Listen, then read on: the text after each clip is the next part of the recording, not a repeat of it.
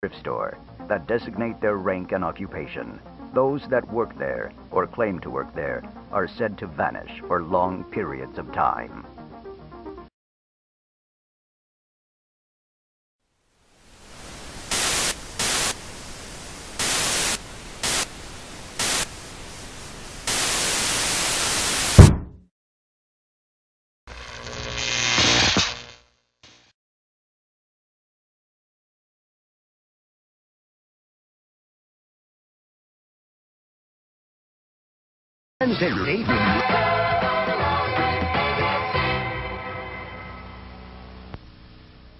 They look like us. They talk like us. They walk among us. Yet they are not us. Ever since the dawn of civilization, secret societies have existed. What do they know that we don't? And why do they exist? Some exist as a benign social group in a small town, but others span the breadth of the entire planet, infiltrating every corner of our society. An assembly that spreads in our ignorance, working silently to accomplish its unwritten mission. The scope of their power is unbeknownst to even the most intelligent minds of our time.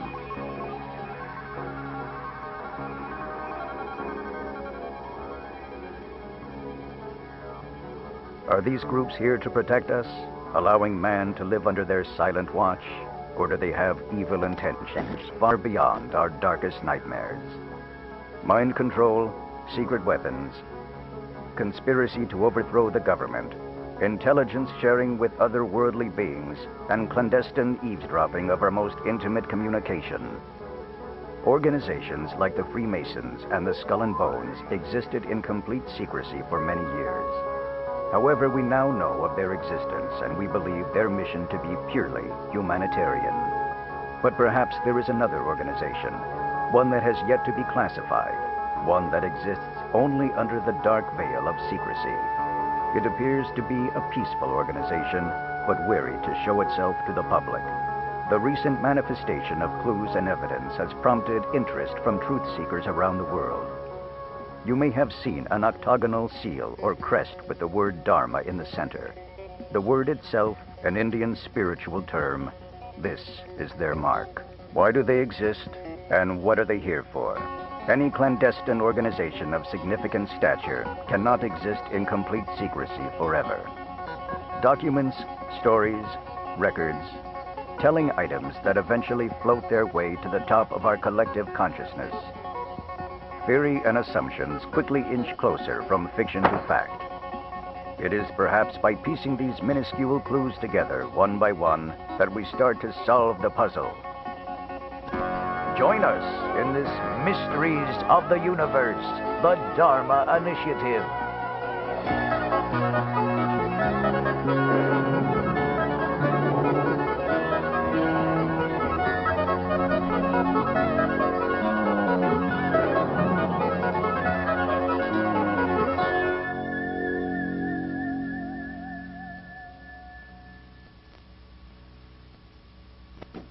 We now return to Mysteries of the Universe, the Dharma Initiative. Outside of Las Vegas, Nevada, 1978, a University of Las Vegas college student purchases a jumpsuit for a costume party at a local thrift store. He attends the party dressed as a janitor. During the course of the evening, he is photographed for the college newspaper. 3 weeks later, a mysterious knock sounds at the door of his fraternity house. Two men begin to ask a series of detailed questions to the student in regard to the origin of his costume. The men eventually leave after learning all they can, leaving the befuddled youth in a cloud of unanswered questions of his own. The only distinguishing feature of this garment is this logo, a curiously shaped octagon with the word Dharma in the middle. What was once an innocent Halloween costume is now the impetus for the much larger investigation at hand. What or who is the Dharma Initiative?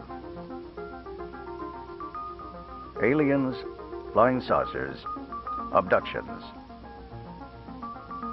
Nevada has long been known for an area of considerable importance to otherworldly creatures. Some claim that the area is a veritable hotbed of extraterrestrial activity, known as Area 51. Could the proximity of this incident in relation to Area 51 be a link to an answer? It is suspected that workers at the infamous military base are known to wear color-coded jumpsuits, much like the one found in the thrift store, that designate their rank and occupation. Those that work there, or claim to work there, are said to vanish for long periods of time. If the government or someone claiming to be from the government is concerned about a missing article of clothing, then why are they not concerned about a person gone missing? In the following interview, we speak with someone who claims that his neighbor vanished after completing a job interview with a mysterious group that was looking to fill an open position. My neighbor Phil was looking for a job. He said he was on round 5 of an interview for this group out in Michigan. 5 interviews is a lot of interviews, especially for a security guard position. Phil said they had him taking all sorts of weird head exams, like ink blots, and just kind of random exams like that. So tell me, when was the last time you saw Phil? Last time I saw Phil. He said something about going back for the last interview, and then I never saw the guy again. Someone came, sold his house, took his car, even took his dog.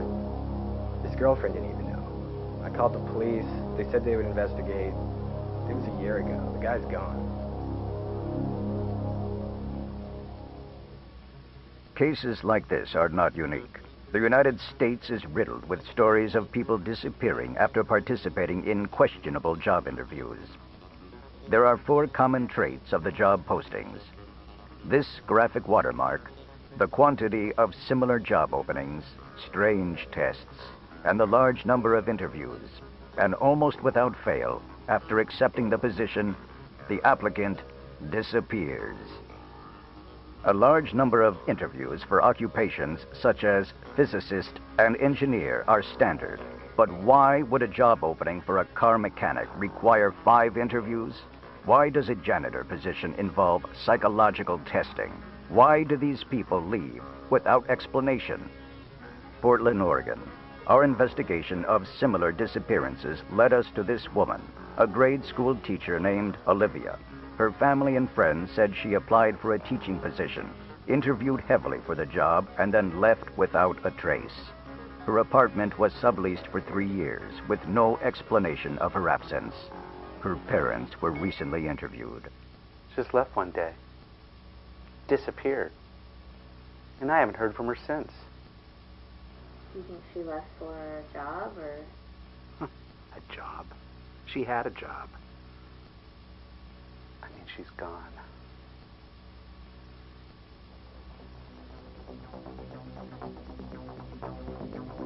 Note the graphic seal on the upper right corner of this preliminary job application. Supplied to us by Olivia's parents. It matches the one on the jumpsuit and job posting.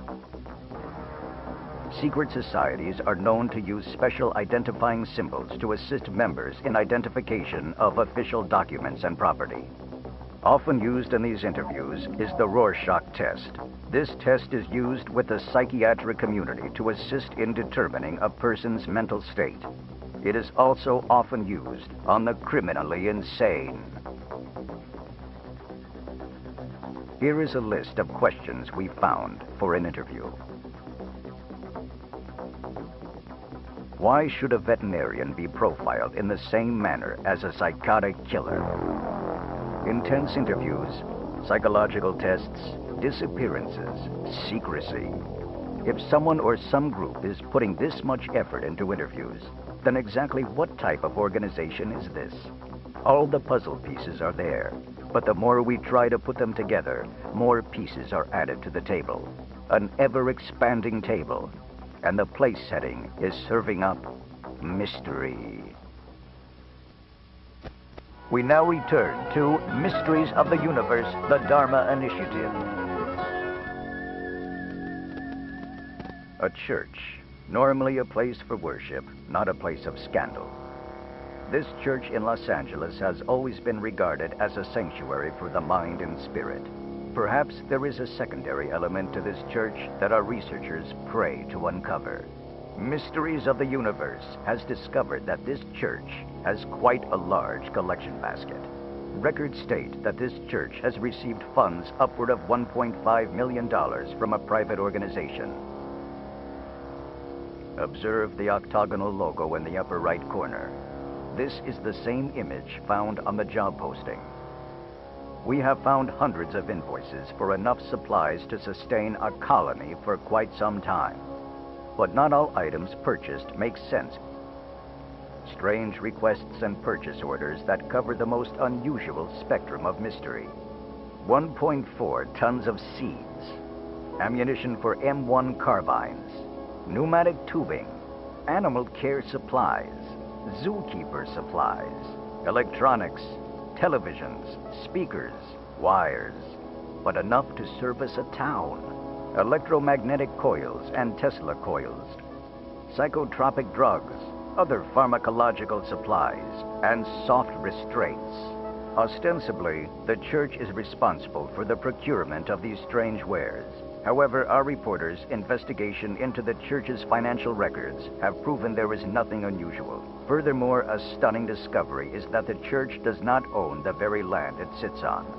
Research into the landowner's name has led our intrepid team to discover a dizzying array of shell companies that have ordered all the unusual supplies. Our investigation brought us to this man, a behavioral psychologist who works at a Los Angeles clinic. He too claims he was interrogated by the Dharma Initiative. He did not wish to be identified.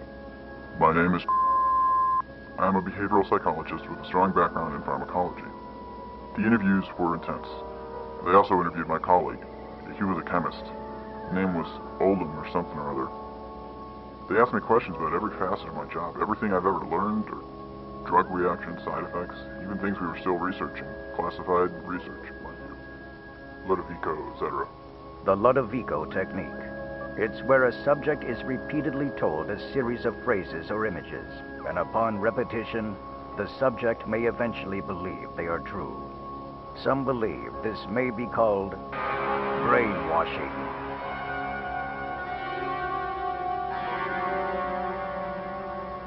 Oldham went, but I considered everything and I didn't think it was a humanitarian mission at all. When it came to my ethics and values, it crossed the line. I thought it was a cult. Not religious, but certainly had the same feel and actions of a cult. Ammunition, drugs, tranquilizers, but perhaps the strangest of all, submarine fuel. What type of organization would maintain and operate a submarine fleet? Why would they need one? The only time a submarine is used for clandestine purposes and operations is to sneak in and out of contested waters under the cover of liquid night. During World War II, submarines were regularly used for transport to areas in the non-industrial locations in the South Pacific not suitable for large ships. Many of these vessels were lost at sea. But could they also be stolen or bought on the black market by the Dharma Initiative? Seemingly limitless resources and tendrils that touch every corner of society. More when we return.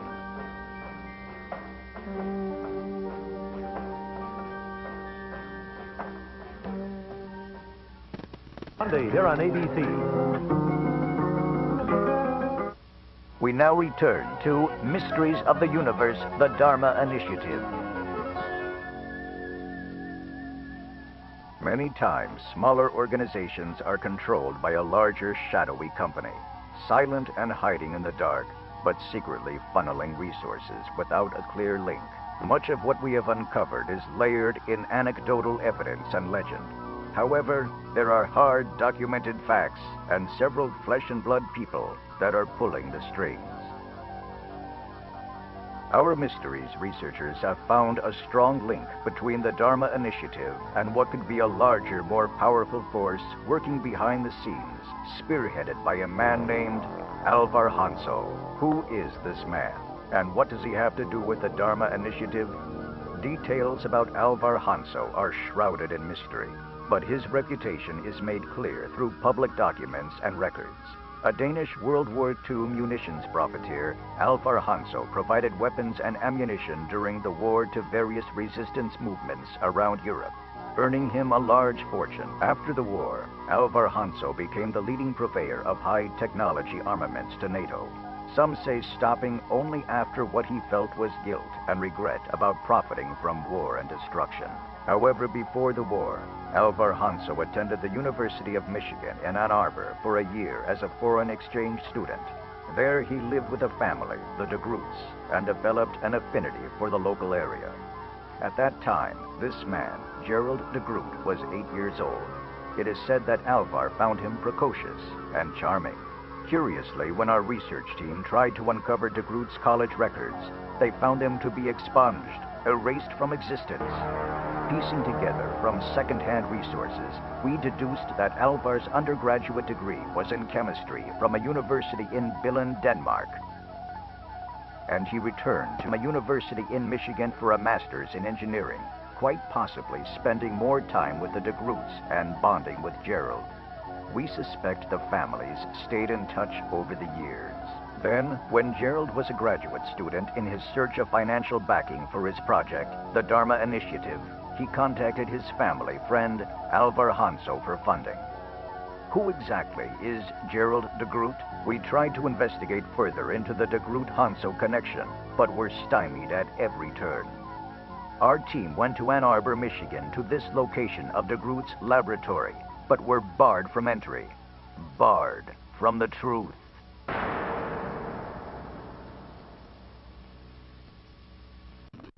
We now return to Mysteries of the Universe, the Dharma Initiative. A secret organization is only as private as its most public fact. And this we know. The Dharma Initiative exists. As we consider vivid eyewitness accounts and empirical evidence, we begin to shine a light in the darkest corners of this room. When conjecture, half-truths, and myths are pieced together, it stops being science fiction and becomes science fact. There are many things you can do.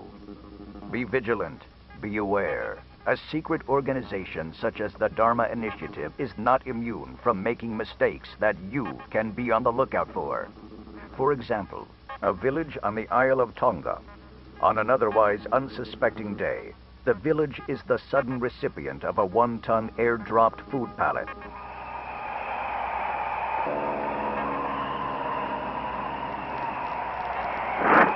The smoking gun? Again, the octagonal logo on a field of white. Every single foodstuff is labeled in this way. Soup, chili, salad dressing, peanut butter, oatmeal, desserts, even beer and rum. Hardly the stuff of humanitarian aid. Manufacture? Unknown. Point of origin? Unknown. We think it was a mistaken resupply attempt for an outpost in the South Pacific. Is the Dharma Initiative located on one of the 169 islands of Tonga? Could it be that it was originally meant for the real location of the Dharma Initiative? And what happened to the plane? There are many stories of missing planes that have vanished while en route to islands like Tonga, the Bermuda Triangle, a mysterious section of ocean in the Atlantic. Perhaps the Dharma Initiative is linked to this paranormal activity. And who would have the means to airdrop pallets of food or weapons? Alvar Hanso made his fortune supplying the resistance during World War II and did so by any means necessary. By land, by air, or by sea. He would have the knowledge and armada to create a supply line to an outlying post of secrecy. Ann Arbor, Michigan. A newspaper prints an article stating volunteers and test subjects are needed for an anthropology experiment that would require entire semesters abroad in a tropical locale. Sequestered from friends and family is a mandatory condition of participation, as is a rigorous aptitude test and a physical stress test. The person in charge? Gerald de Groot, the graduate student who seems to have unlimited funding for his project. Our intrepid reporters made every effort to uncover the nature of his scholastic endeavor, but were given a no comment at every turn. Lab testing, a faraway base, secrecy. Mysteries of the Universe believes the Dharma Initiative is behind this educational experience. The highlights on this map of the world show where instances like this have been reported. Chances are a similar instance may occur near you. It is important to be vigilant and aware of anything that may appear suspicious. Look for these two clues. The octagonal logo, used as a special identifier to other members. We have found these 4 variations, but the possibility remains that there may be more. These lines surrounding the logo appear to be Oriental in nature, perhaps Communist China. 2. Job postings and openings for specialized positions that require the same testing of the criminally insane and a level of secrecy only used in the highest branches of government. Many pieces of the puzzle are still missing. But one thing we know is that this organization exists. Purpose? Unknown. We know its roots start with this man, Gerald de Groot, and his benefactor, Alvar Hanso. We know it is recruiting for new members. We know that it has the power to maintain a fleet of submarines. It has weapons, an unlimited source of income, ties to the church, and we know it wishes to remain shrouded in secrecy. Update.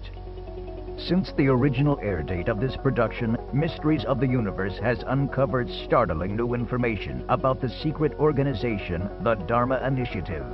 We had told you the story of a school teacher from Portland, Oregon named Olivia who had taken a job offer and had mysteriously disappeared for 3 years.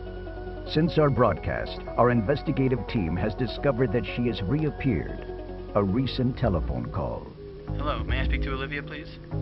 This is she.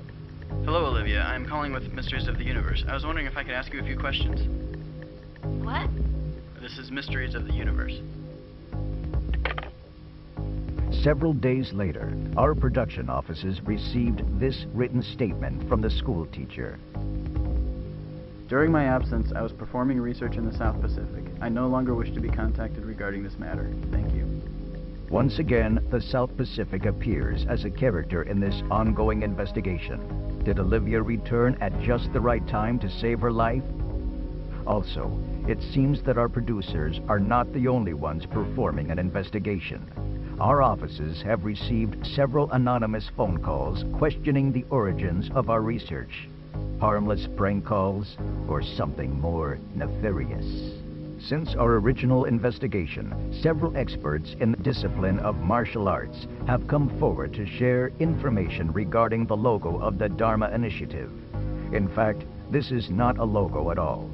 This is a symbol that dates back to the ancient Orient. It is a Bagua symbol that represents protection. Each side of the octagon represents opponents. One could stand in the middle of the octagon and be protected from all sides. The specific arrangement of lines seems to have ties to astronomy, astrology, geography, anatomy, and more. Much like the rest of the Dharma Initiative, further information on the meaning of these symbols is shrouded in secrecy. The exact answers are perhaps known only by the cultures of the past. One final missive from the unknown. We have a report on the church originally investigated in this program. This past Christmas, several staff members have mysteriously disappeared. They were reported missing but never found. Mysteries of the Universe launched a follow-up investigation to see if these staff members disappeared to the South Pacific. Close analysis of the church's waste receptacles revealed this: a partially destroyed document with a charred logo similar to the other logos, but this one had a lamp in the center. Coincidence? Public records show that the newly appointed general manager of the church is named Eloise Hawking. However, she has refused several requests for an interview. In a most unusual twist, Miss Hawking apparently does not have an official birth certificate, but she is listed as the mother on the birth certificate of one Daniel Faraday. As to why they have two different last names, especially when no father is listed on the certificate, is yet another mystery. Destroyed records, missing persons, questionable documents, missing information. Has another organization secretly taken over the Dharma Initiative? Discovering answers in a world of the unknown provides a brief moment of satisfaction. But answers sometimes do nothing but create more questions. One day, the final chapter of this story will be written, and the book will be closed.